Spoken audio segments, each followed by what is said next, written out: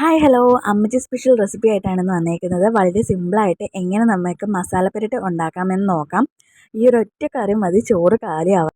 First നമ്മൾ ചീനച്ചട്ടി വെക്കുക. ചീനച്ചട്ടി ചൂടായി വരുമ്പോഴത്തേക്ക് വെളിച്ചെണ്ണ ഒഴിച്ച് കൊടുക്കുക.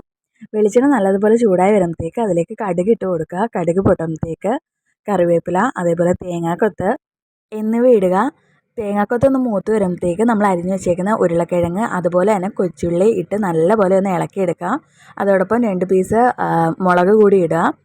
എന്നിട്ട് ഉപ്പ് ഒഴിച്ച് നല്ലപോലെ ഒന്ന് അടച്ച് വെക്കുക ഇളക്കിയിട്ട്.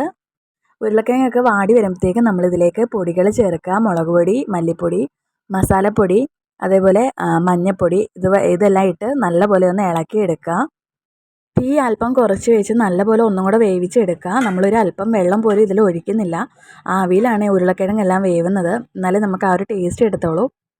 അപ്പം നമ്മുടെ അമ്മച്ചി സ്പെഷ്യൽ ഈസി ആൻഡ് സിമ്പിളായിട്ടുള്ള മസാലപ്പുരട്ട് ഇവിടെ റെഡി ആയിട്ട്